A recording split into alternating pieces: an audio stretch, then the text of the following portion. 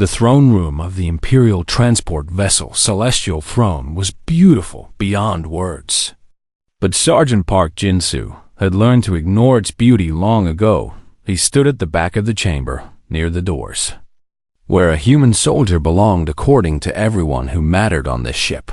The 12 Cathari guards stood in perfect formation around the young Princess Empress Thyravel, their silver armor gleaming under the soft lights. Their tall bodies making Jinsu look like a child in comparison. He was nothing to them. Just a cultural liaison assigned to the royal transport, because some bureaucrat thought it would look good for diplomatic relations. The Cathari did not even look at him when they spoke about humans, such fragile creatures, one guard named Velos said to another, not bothering to lower his voice. I do not understand why the Empire allows them on our ships at all. They are useful for simple tasks. The other guard replied with a laugh, like cleaning or carrying messages. Jinsu kept his face empty of emotion because he had heard worse things said about his kind in the 3 years he had served in the Imperial Auxiliary Corps. He had joined for the money, nothing more and nothing less. His daughter back on Earth needed education, needed opportunities, and the Imperial credits paid better than anything he could find on his home world. So he stood in silence and let them mock him because the mission was simple. Stand here, look presentable, and go home in 2 weeks with enough money for another year of his daughter's schooling. Princess Empress Thyravel sat on her elevated throne, looking small despite her royal position. She was only 14 cycles old, which Jinsu had calculated to be roughly equivalent to a human teenager. Her mother had died suddenly just 1 month ago, and now this child was traveling to the capital world for her coronation ceremony. Jinsu had watched her during the journey, and he had seen the fear she tried to hide behind her royal composure. She was just a kid, thrown into a role she never expected to fill so soon. The ship shuddered violently without warning. Red lights began flashing across the throne room as alarms screamed through the speakers. We are under attack, the captain's voice announced over the communication system. Shadow Moss Syndicate pirates have disabled our engines and are boarding the vessel. The Cathari guards moved instantly, forming a tight circle around Thyravel with their weapons. Drawn Jinsu pulled his standard-issue sidearm from its holster, a weapon that looked like a toy compared to the massive rifles the Cathari carried. Stay at your post, human, Veloth commanded without looking at him. Guard the door and try not to die too quickly. Jinsu said nothing and took position by the entrance, listening to the sounds of combat echoing through the corridors. Outside, explosions and screams filled the air as the pirates tore through the ships. Defenders. Then something strange happened. Veloth received a communication on his personal device, and his face changed from determination to something Jinsu could not read. The guard captain spoke quietly with his soldiers, and one by one, their expressions shifted as well. What is happening? Thyravel demanded, her young voice trying to sound commanding but betraying her fear. Your Majesty, Veloth said slowly, we have received information that this attack was arranged by forces within the Empire itself. What do you mean? The princess asked. There has been a change in political circumstances, the guard captain continued. The powers supporting your coronation have fallen, and those who oppose your bloodline have taken control. Thyravel stared at him with wide eyes. Then you must protect me even more fiercely. I am afraid that is no longer in our interest. Your Majesty. Jinsu felt his blood turn cold as he watched Veloth bow slightly. The noble houses we serve have instructed us to preserve ourselves for future service to the new regime. You swore oaths, Thyravel shouted, standing from her throne. You swore to protect me with your lives. Oaths to a dead empire mean nothing, Veloth replied. I wish you well, princess, but we will not die for a lost cause. One by one, the 12 Cathari guards walked toward the secondary exit. Thyravel screamed at them, begged them, commanded them to stop. But they did not even turn their heads. Jinsu watched in disbelief as warriors he had envied for their strength and honor simply abandoned a child to her death. The last guard passed by Jinsu on his way out, and for a moment their eyes met. The Kethri looked at the human with something like pity. "Run while you can, little creature. No one will blame you." Then he was gone, and the throne room fell silent except for the distant sounds of violence and the quiet sobbing of a young Empress. Thiravel stood alone beside her throne, tears streaming down her face, her body trembling with fear and betrayal. She was going to die here, abandoned by everyone who had ever promised to protect her. Jinsu looked at the door where the guards had fled, then looked at the young girl crying in the center of the room. He thought about his daughter back on Earth, about how she was roughly the same age as this princess. He thought about what kind of man he wanted to be, what kind of example he wanted to set. The money did not matter anymore. Jinsu holstered his weapon and walked forward, his boots echoing in the empty chamber. Thiravel looked up at him with red eyes. "Have you come to abandon me as well, human?"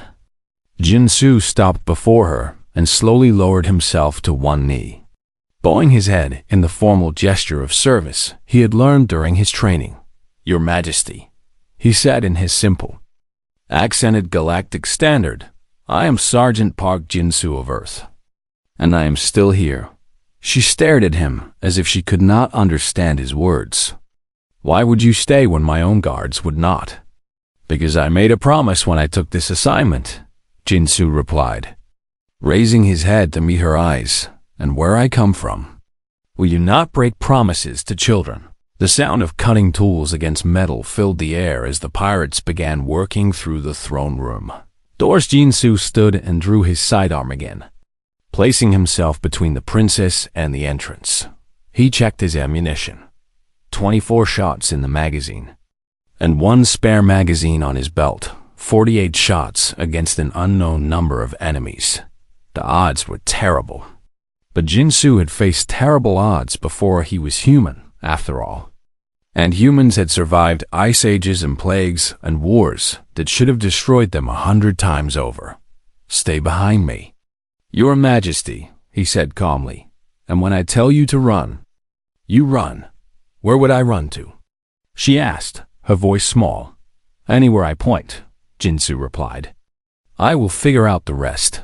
The cutting grew louder, and sparks began flying from the door as the pirates broke through. Jinsu took a deep breath and steadied his aim. He was just one human soldier with a small weapon and no backup, standing against an army of pirates, but he was the only thing standing between those pirates and a frightened child, and that would have to be enough. The doors exploded inward with a deafening crash, and 3 massive pirates rushed into the throne room with weapons raised at Jinsu. Fired twice before they could even register his position, dropping the first pirate with shots to the chest. The second pirate swung a heavy blade toward him, but Jinsu ducked low and fired upward into the creature's throat. The third pirate aimed at Thiravel, and Jinsu moved without thinking. He threw himself into the line of fire, feeling a burning pain across his ribs as the energy blast grazed him, then put 2 rounds into the pirate's face. 3 enemies down in less than 5 seconds. Jinsu grabbed Thiravel's arm and pulled her toward the secondary exit. "Move now, Your Majesty." They ran through corridors filled with smoke and emergency lighting, the sounds of combat echoing from every direction. Jinsu's mind worked quickly as he recalled the ship's layout from the briefings he had studied during the journey. The main escape pods were located on the upper decks, but those would certainly be gone or guarded by pirates. The bridge was forward, but that would be the first place the enemies would secure. Their only chance was the auxiliary shuttle bay on the lower decks, a small maintenance area that most people forgot existed. "Where are we going?" Thiravel asked between breaths as they ran. Jinsu replied, "There is a small shuttle bay that the pirates might not know about." "How do you know about it?" "I read the ship's technical documents because I had nothing else to do." Jinsu admitted. Your guards did not invite me to their conversations. They reached a maintenance access hatch, and Jinsu pulled it open to reveal a narrow tunnel leading downward. This passage is too small for most species, he explained. But humans can fit through it easily, and Valorians? Thyravel asked, looking at the tight space with uncertainty. You are smaller than most of your kind. Jinsu observed. You should manage if you stay close behind me. They crawled through the maintenance tunnel, moving as quietly as possible while the ship shook from ongoing combat above them. Jinsu could feel blood seeping from the wound on his ribs. But he pushed the pain aside because stopping now meant death after several minutes of crawling. They emerged into a storage area filled with equipment crates. Jinsu helped Thyravel out of the tunnel, then leaned against a crate to catch his breath. You are injured, the princess said, noticing the blood staining his uniform. It is not serious, Jinsu lied. You are lying, Thyravel replied, her voice sharp despite her youth. I can see it in your face. Jinsu allowed himself a small smile. You are observant, Your Majesty, but we cannot stop to treat it now. Why did you stay? She asked as suddenly, the question bursting out of her as if she could no longer contain it. Jinsu looked at her, seeing the confusion and pain in her eyes. I already told you. You said you made a promise, Thyravel pressed. But the Ketheri made promises too, and they left without hesitation. Jinsu was quiet for a moment, trying to find the right words in a language that was not his own. On my world, he began slowly. We have a saying that a person's worth is measured by what they do when no one is watching. No one was watching when my guards abandoned me. Exactly. Jinsu nodded. They showed who they really are when the cost of keeping their promise became too high. And you? Thyravel asked, what is the cost for you? Probably my life, Jinsu admitted. But some things are worth more than living. Like what? Like being able to look at my reflection without shame, he said. Like knowing that my daughter will hear stories about her father that make her proud instead of embarrassed. Thyravel stared at him with an expression he could not read. You have a daughter? Yes, she is about your age, Jinsu replied. Her name is Mina. Do you miss her? Every single day, something changed in the young Empress's face. A softening that replaced some of the fear and betrayal. Tell me about humans, she said. I realize I know almost nothing about your species. Jinsu checked the corridor outside the storage room before answering. We come from a planet called Earth, which your scientists classify as a death world. A death world? Thyravel repeated with surprise. You mean a planet with extreme conditions? Yes, our world has extreme temperatures, violent weather, predators everywhere, diseases that kill millions, and natural disasters that can destroy entire cities. How did your species survive such a place? We adapted, Jinsu explained.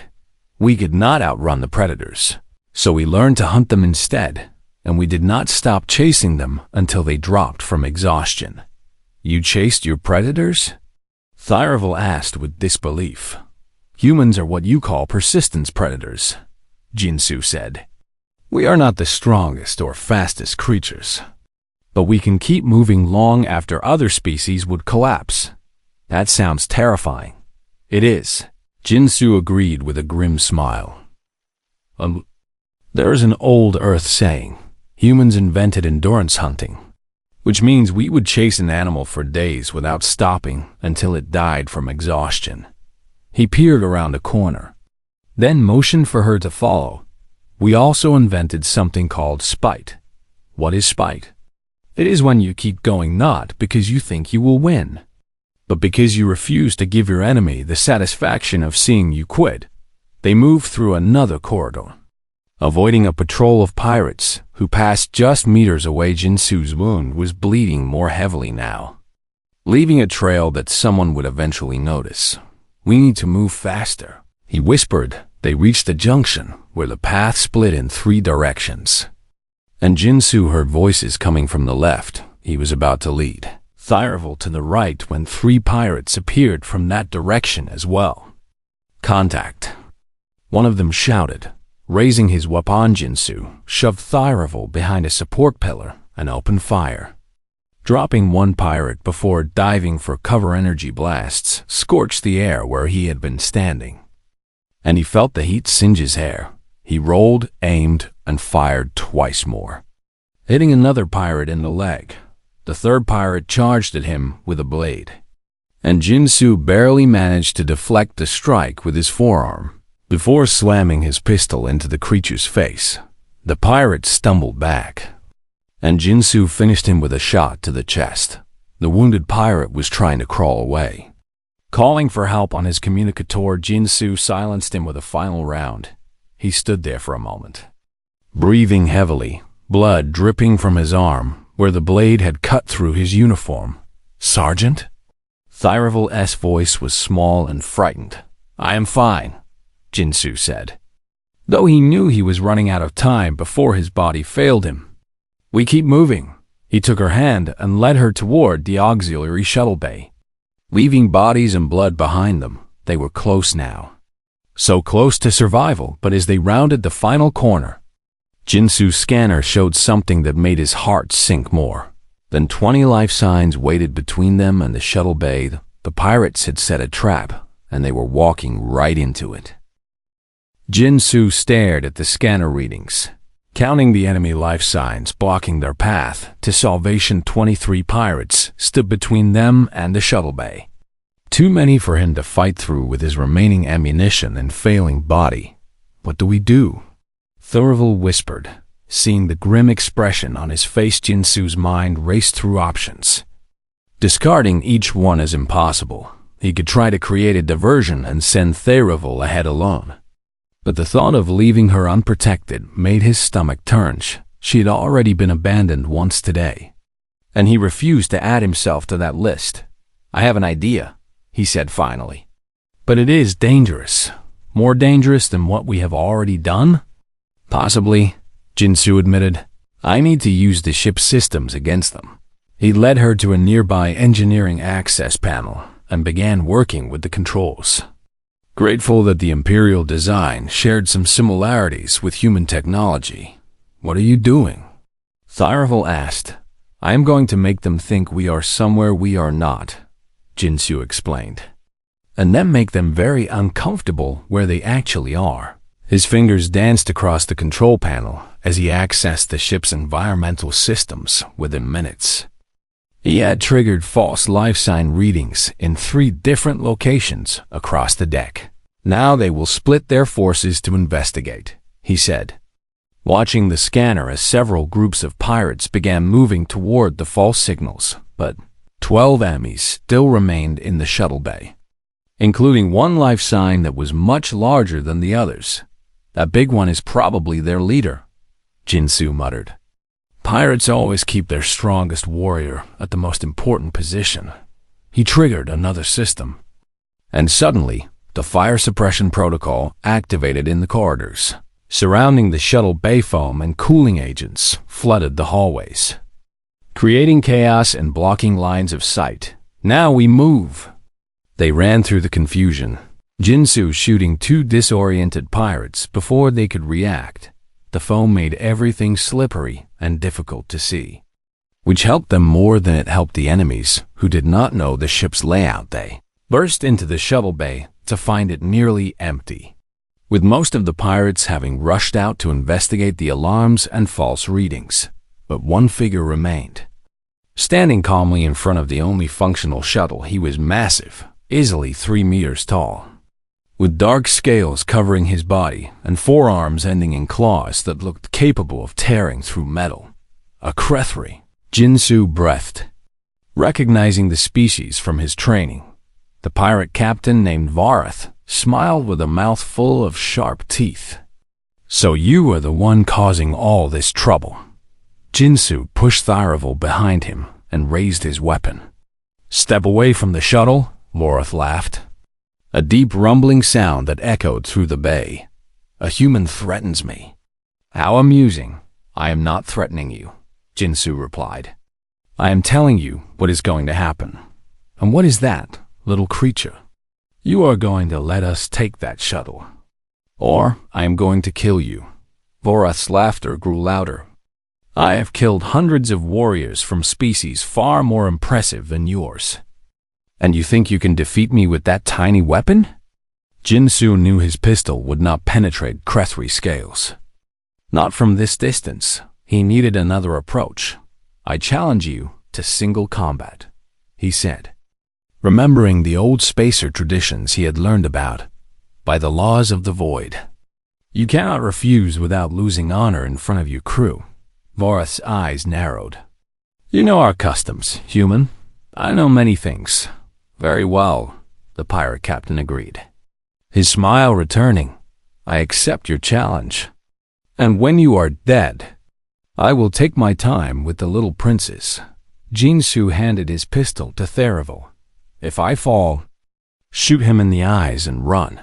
Sergeant, no. She protested. That is an order, Your Majesty. He stepped forward to meet Vorath in the center of the shuttle bay. His body screaming in protest from his accumulated injuries. The Krethri towered over him. 4 arms spread wide, each one capable of crushing Jinsu's skull with a single blow. Any last words? Vorath asked. Just one, Jinsu replied. Humans call it spite. Vorath lunged with terrifying speed. And Jinsu barely dodged the first strike. The second and third arms came at him simultaneously. And he threw himself into a roll that sent pain shooting through his wounded ribs. He came up near a workstation and grabbed a heavy tool. Using it to block the next attack, the impact nearly broke his arms. But he held onward, pressed his advantage, driving Jinsu back with a flurry of strikes that seemed impossible to avoid. One claw caught Jinsu across the chest, tearing through his uniform and drawing blood. Another strike sent him flying into a pile of equipment crates. Jinsu tasted blood in his mouth as he struggled to rise, his vision blurring at the edges. Pathetic, Vorath sneered, approaching slowly to savor his victory. I expected more from a Deathworlder. Jinsu's hand found a broken pipe on the ground. Still hot from the ship's damaged systems, he gripped it tightly and waited. Your species is weak, Vorath continued. You should have stayed on your primitive planet where you belong. He reached down with 2 arms to grab Jinsu, clearly intending to tear him apart. That was his mistake. Jinsu surged upward with every ounce of strength remaining in his body, driving the superheated pipe directly into Vorath's throat where the scales were thinnest. The pirate captain's eyes went wide with shock as the metal burned. Through flesh and muscle his claws buried themselves in Jinsu's shoulders, the pain unimaginable. But Jinsu did not let go. He pushed harder, twisting the pipe, his teeth clenched in a snarl of pure determination. Humans do not know when to quit, he growled through the pain. That is our greatest strength, Vorath tried to speak. But only blood came from his mouth. His grip weakened, and he collapsed to the floor. The pipe still embedded in his neck, Jinsu stood over the fallen pirate captain, swaying on his feet, his body covered in blood, both his and his enemy's. Sergeant. Therivel ran toward him as he began to fall. She caught him, struggling under his weight, her small arms wrapping around him to keep him upright. We have to go, Jinsu managed to say, his voice barely a whisper. The others will return soon. You cannot walk. Then help me. She pulled his arm over her shoulders and half-dragged him toward the shuttle, her royal robes stained with his blood. Behind them, they could hear the shouts of pirates returning to the shuttle bay, finding their captain dead on the floor. The Deathworlder killed Vorath. Someone screamed, "Forget the princess. Let them go." Another voice shouted, "I am not fighting whatever did that." Jinsu would have smiled if he had the strength. Fear was a powerful weapon, and humans had spent millennia learning how to use it. Therivel managed to get him into the shuttle and seal the hatch behind them. Jinsu collapsed onto the floor, his vision fading to black. The last thing he heard was the young Empress's voice. Desperate and determined. "Do not die, Sergeant. That is an order." Then darkness took him. Tharivel had never felt so alone in her entire life. The shuttle's control panel blinked with lights and symbols she did not understand. And the human soldier who had saved her life lay unconscious on the floor behind her, bleeding from wounds that looked fatal. She was 14 years old, trained in politics and etiquette and imperial history, and none of that education had prepared her for this moment. "Think," she told herself, fighting back tears. "You are the Princess Empress of the Valorian Empire, and you will not die in this shuttle." She looked at the controls again, trying to make sense of the alien design. The shuttle was of human manufacture, assigned to the vessel for the human auxiliary staff, which meant the labels were in a language she could barely read. "Sergeant?" She called out, hoping he would wake. A weak groan answered her, and she rushed to his side. Jinsu's eyes fluttered open, unfocused and glassy with pain.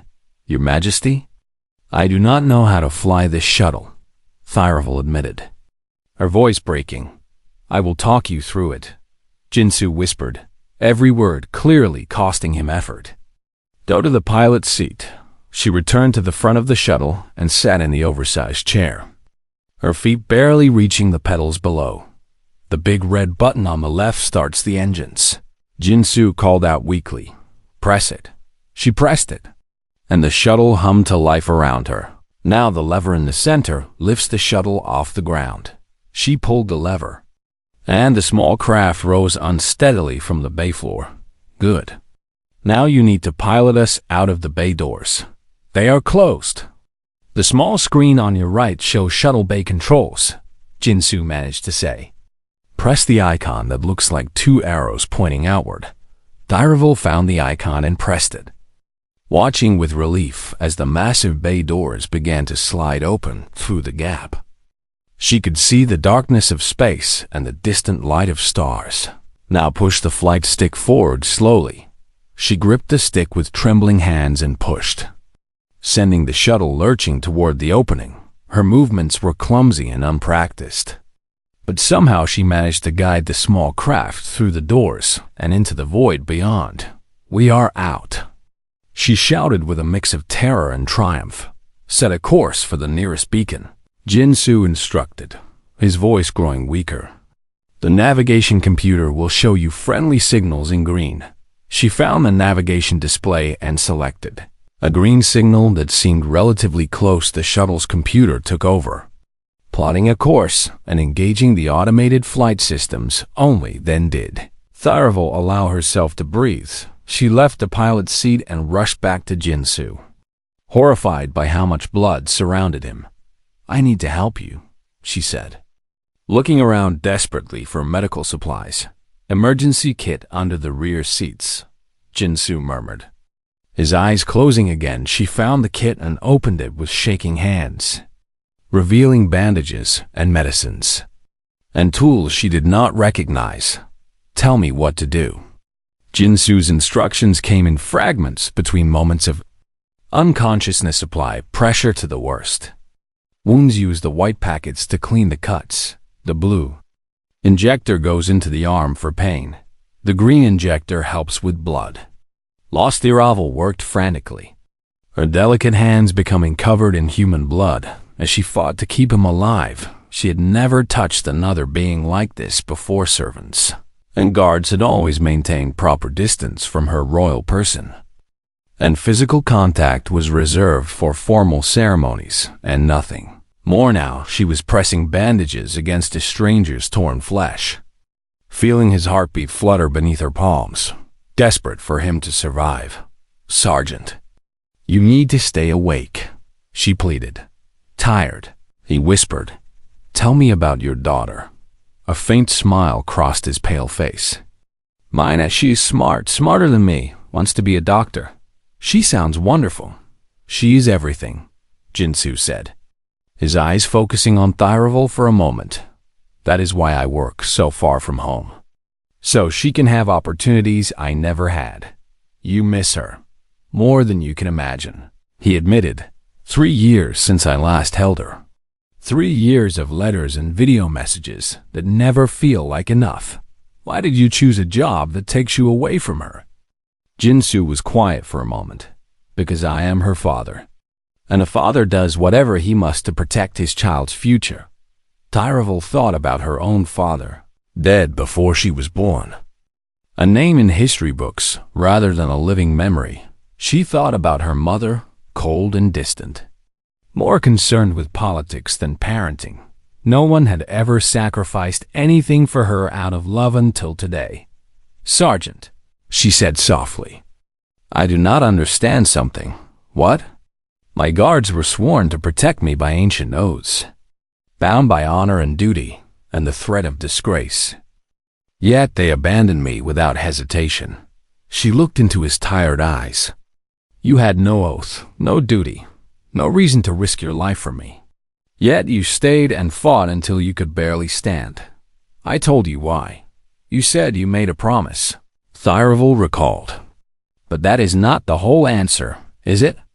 Jinsu was silent for a long moment, and she thought he might have lost consciousness again. Then he spoke, his voice barely audible. On Earth we have another saying, evil wins when good people do nothing. I do not understand. Your guards were not evil, Jinsu explained slowly. They were simply people who chose themselves over others when the cost of doing right became too high. And you? I looked at you and saw my daughter, he admitted. I saw a child who was scared and alone, and I knew that if I walked away, I would never be able to face Mina again. Tears ran down Tyravel's face, though she did not remember starting to cry. Being good is easy when it costs nothing, Jinsu continued. The true test comes when doing the right thing means losing everything. You could have died. I still might, he said without fear. But at least I will die knowing I did not fail when it mattered most. An alert chimed from the cockpit, and Tyravel ran to check the display. An Imperial patrol vessel had detected their distress signal and was moving to intercept. Sergeant, help is coming. She returned to find him unconscious again, his breathing shallow but steady. She knelt beside him and took his hand in hers, the hand of a human, a species she had been taught to consider primitive and unimportant. Hold on, she whispered. That is an order from your Princess Empress. The patrol vessel arrived within the hour, and Tyravel stood at the shuttle door as it opened, facing the shocked faces of Imperial officers who could not believe what they were seeing. Your Majesty, the commander exclaimed, dropping to his knees. We received word that your transport was attacked and feared the worst. My guards abandoned me, Tyravel said, a voice steady despite everything she had endured. The human soldier saved my life, she gestured toward Jinsu's unconscious form. He requires immediate medical attention, and I want him taken to the best facilities available. Your Majesty, he is just a human auxiliary. He is under my personal protection, Tyravel interrupted, her voice taking on the cold authority of her mother and grandmother before her. He does not leave my sight until I say otherwise. The commander stared at her for a moment, then bowed his head. As you command, Your Majesty. As the medical team rushed to stabilize Jinsu, Tyravel watched with eyes that had changed forever. She had entered this journey as a frightened child. She would complete it as something else entirely. The Grand Celestium was the largest ceremonial hall in the galaxy, a massive structure of crystal and light that could hold 100,000 spectators. Today, it held twice that number, with billions more watching through broadcast systems that reached every corner of the Valorian Empire. Princess Empress Tyravel stood in the preparation chamber, wearing robes of silver and gold that had been worn by 17 generations of rulers. Before her, 3 weeks had passed since her rescue. 3 weeks of political chaos and investigations that had exposed the conspiracy against her bloodline. The 12 Cathari guards had been captured and were awaiting trial. The noble houses that had funded the pirates were in disgrace, their leaders imprisoned or fled, and The human soldier who had saved her life was recovering in the finest medical facility in the Empire, under the constant watch of guards who now answered only to her. "Your Majesty," an attendant said nervously. "It is time." Thyravel nodded and walked toward the massive doors that would lead her to her destiny. The doors opened, and she emerged into the brilliant light of the Grand Celestiamone. 100,000 voices fell silent as she walked down the center aisle, her steps measured and confident. Despite the weight of history pressing upon her shoulders, she climbed the stairs to the ancient throne and turned to face her.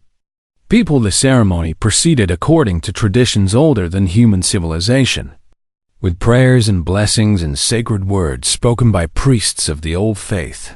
The crown was placed upon her head, a circlet of crystallized starlight that had adorned every ruler since the Empire's founding, and then came the moment that would change everything by ancient custom. The Grand Priest announced, "The newly crowned ruler may address her subjects with words of her choosing."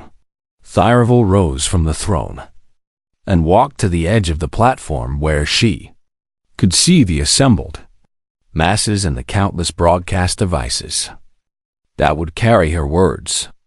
"Across the stars, citizens of the Empire," she began, a voice amplified by technology to reach every ear.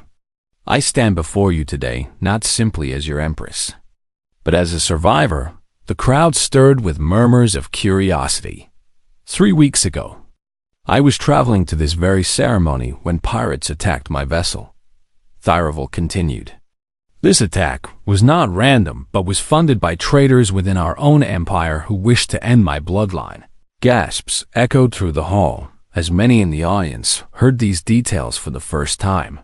"My guards, 12 of the finest Cathari warriors from our noblest houses, were sworn to protect me with their lives," she said, her voice growing harder.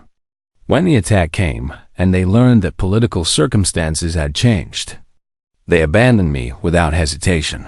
12 warriors bound by sacred oaths walked past a frightened child and left her to die. The silence in the hall was absolute.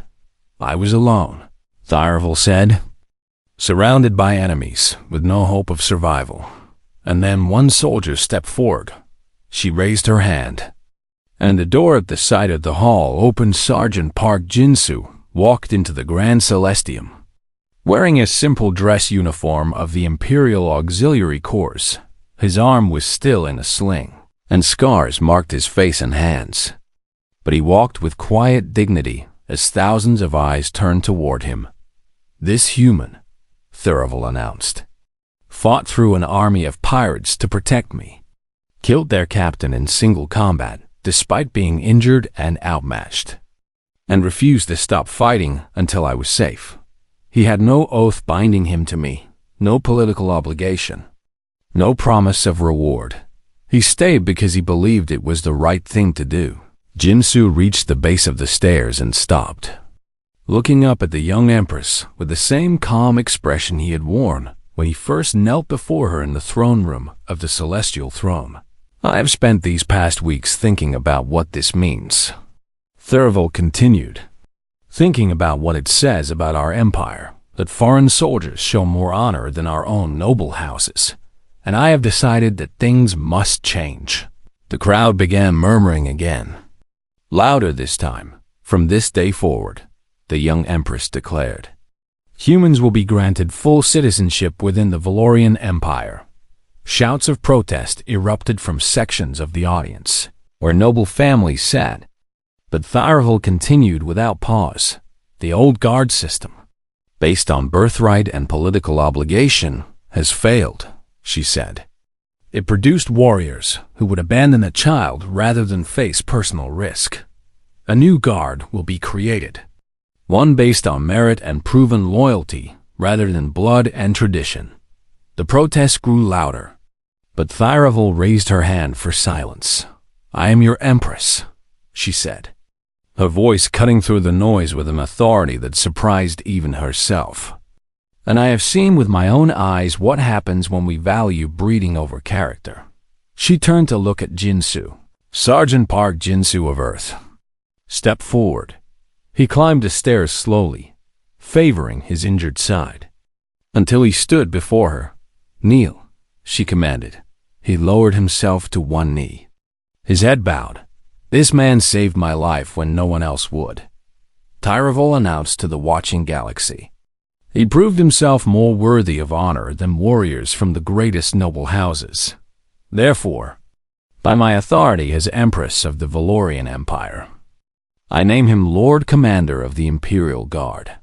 The hall erupted in chaos, with some cheering and others shouting in outrage. No human had ever held any noble title in Valorian history, let alone a position of such importance. Your Majesty, Jinsu said quietly, so only she could hear. I am not sure I am qualified for this. Neither am I, Thyravol admitted with a small smile. But you are the only person in this empire who has earned my complete trust.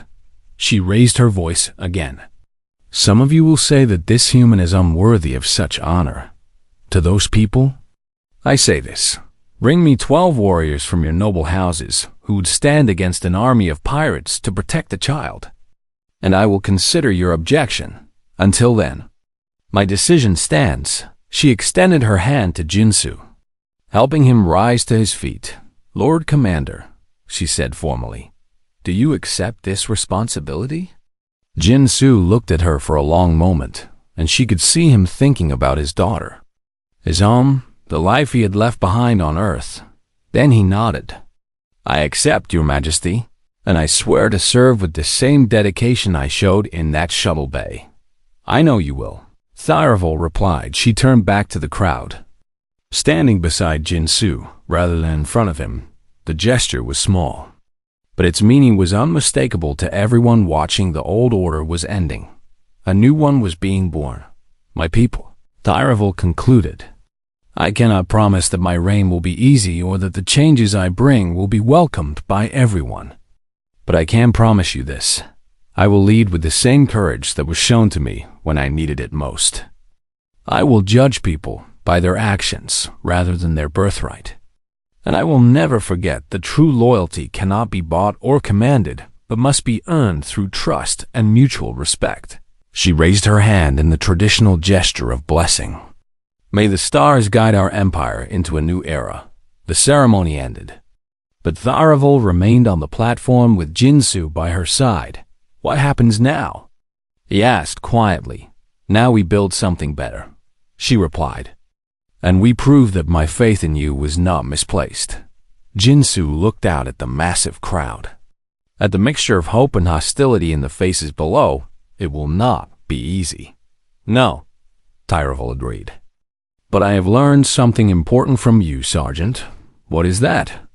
She smiled, and for the first time since her mother's death, the expression reached her eyes. Humans do not know when to quit, and neither will I.